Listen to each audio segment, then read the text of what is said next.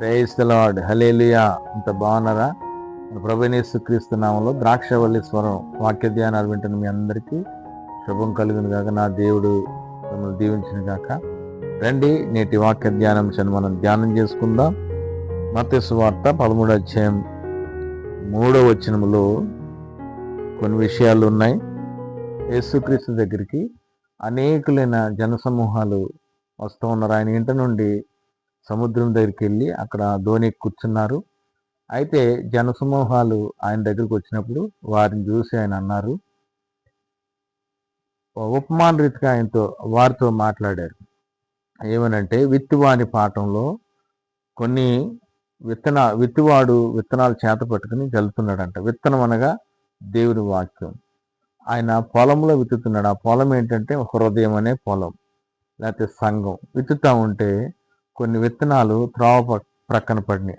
ఆ త్రోవ ప్రక్కన పడిన విత్తనాలు ఆకాశ పక్షులు వచ్చి ఎత్తుకెళ్ళిపోయినట్లుగా చెప్పారు. అంటే సాతానుడు విత్తబడిన వాక్యాన్ని ఎత్తుకెళ్ళిపోయారు.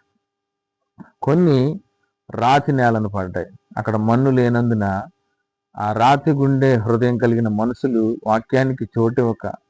వాక్యానికి మనసునివ్వకపోవటం వలన, వారు మారు మనసు పొందకపోవటం వల్ల విన్నారు కానీ రావటం మందిరానికి వచ్చారు, లేకపోతే దేవుడి దగ్గరికి వచ్చారు, వాక్యం విన్నారు, త్రోవ ప్రక్కన పడి దుష్టుడు ఎత్తుకెళ్ళిపోయాడు. రాతి హృదయాలు కలిగిన మనుషులు విన్న వారిలో ఆ వాక్యం క్రియ చేయలేదు గనుక అవి నిష్ప్రయోజనమైనవి. కొన్ని ముళ్ళ పొదల్లో పడ్డాయంట. రాతి నేల పడ్డ చోట మొలకెత్తినాయి, కానీ సూర్యుడు ఉదయించగానే అవి వాడిపోయినట్టుగా మనం చూస్తున్నాం. వాక్య నిమిత్తం మరొక హింస, ఒక శ్రమ వచ్చినప్పుడు వారు అభ్యంతరపడి దేవుడని, గొప్ప దేవుడని, మేలులు జరిగినంతసేపు దేవుడని, ఏదైనా చిన్న కష్టము, చిన్న హింస వచ్చేసరికి వారు అభ్యంతరపడ్డారు, నిష్ఫలులయ్యారని చెప్పేసి లేఖనం తెలియజేస్తుంది. కొన్నేమో ముళ్ళ పొదల్లో పడ్డాయట. ఐహిక విచారాలు, ధన మోసం, అంటే ధనం కోసం, ఆస్తిపాస్తుల కోసం మోసాలు చేస్తారు, అబద్ధాలు ఆడతారు. దేవుడిని నమ్ముకున్నామని చెప్తారు, దేవుడి మీద ఒట్లేస్తారు, దేవుడికి అడ్డం పెట్టుకుని మోసాలు చేస్తూ ఉంటారు. ఇటువంటి అనుభవాలన్నీ క్రైస్తవ సమాజంలో ఒక తెగవారు, ఒక గుంపు వారు ఉంటారు. మనం గుర్తించి మనం గ్రహించుకుని నడిపించబడాలి, లేకపోతే మనం మోసపోతాం. కనుక ఇక్కడ 3 గుంపులు చూస్తున్నాం. త్రోవ ప్రక్కన పడిన విత్తనాలు, రాతి నేలలో పడ్డ విత్తనాలు, రాతి గుండె మనసు కలిగిన మనుషులు, త్రోవ ప్రక్కన దుష్టుడు ఎత్తుకెళ్ళిపోయిన వాక్యం ఎత్తుకెళ్ళిపోయిన మనుషులు. 3వది ఐహిక విచారాలు, ధనమోసం చేత అణిచివేయబడ్డారు. ఆ ముళ్ళ తుప్పలు ఏం చేసినట్టు వారిని అణిచేసినాయి. 4వదిగా విత్తబడిన విత్తనాలు 30దంతలుగాను, 60దంతలుగాను, 100దంతలుగాను ఫలించారంట. మంచి హృదయంలో దేవుని వాక్యాన్ని స్వీకరించి ప్రభు కొరకు సాక్షులుగా ప్రకాశించారు. కష్టమైన, నిష్ఠూరమైన, హింసైన, బాధ అయిన, వస్త్రహీనతైన, ఉపద్రవమైన ప్రభు కొరకు నిలబడ్డారు. అటువంటి అనుభవాల్లో మనం నడిపించబడాలి. ఎందుకు మీకు ఈ వాక్యాన్ని చూపిస్తున్నాను. 13వ అధ్యాయం 18వ వచనంలో గమనించండి. విత్తువాని గూర్చిన ఉపమాన భావం వినుడి. ఎవడైనను రాజ్యమును గూర్చి వాక్యం వినియు గ్రహింపక ఉండగా దుష్టుడు వచ్చి వాని హృదయంలో విత్తబడిన దాన్ని ఎత్తుకొని పోవును. త్రోవ ప్రక్కన విత్తబడిన వాడు వీడే. రాతి నేలను విత్తబడిన వాడు వాక్యం విని వెంటనే సంతోషంతో దాన్ని అంగీకరించేవాడు. అయితే అతనిలో వేరు లేనందున అతడు కొంతకాలం నిల్చును, గాని వాక్యం నిమిత్తం శ్రమ అయినను హింసైనను కలగగానే అభ్యంతర పడును. ముళ్ళ పొదల్లో విత్తబడిన వాడు వాక్యం వినివాడే గాని ఐహిక విచారమును, ధనమోసమును ఆ వాక్యమును అణిచివేయను గనుక వాడు నిష్ఫలుడవును.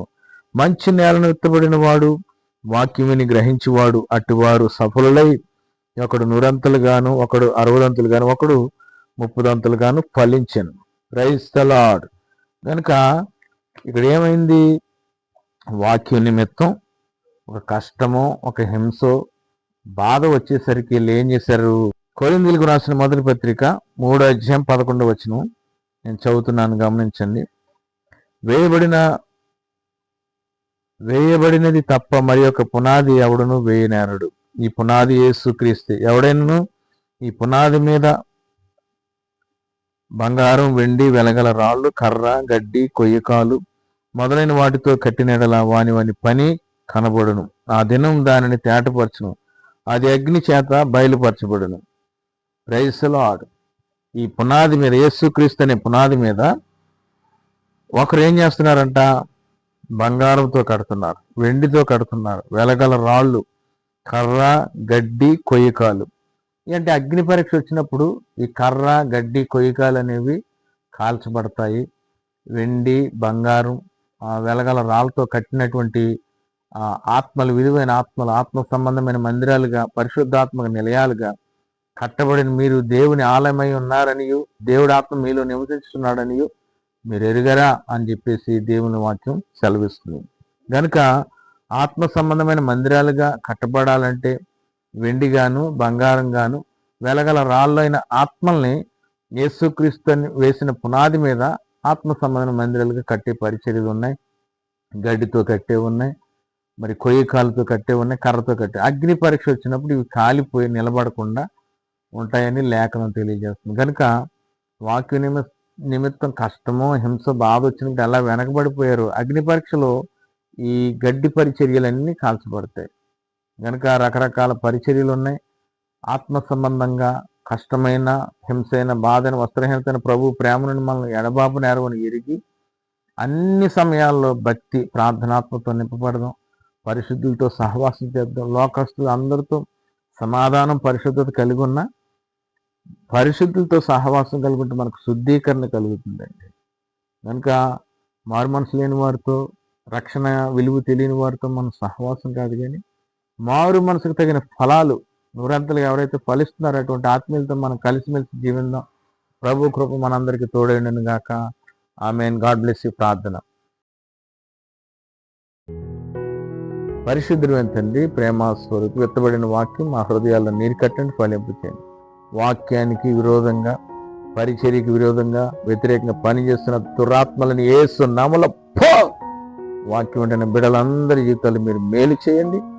ఆశీర్వదించిన వారికి ఆటంకాలు, ప్రతికూలతలు, వ్యతిరేకతలు యేసు నామములో తొలగిపోవును గాక. అనుకూలపరచండి, దీవించి నూరంతలుగా ఫలించే మంచి హృదయం అనే భూమిగా నీ వాక్యం వారి హృదయాల్లో మొలకెత్తి ఫలించే కృప దయచేయమని బిడ్డల జీవితాల్లో కొదువులన్నీ తీర్చండి. యేసు క్రీస్తు నామములో అడుగుచున్నాం తండ్రి. ఆమేన్. God bless you. Thank you.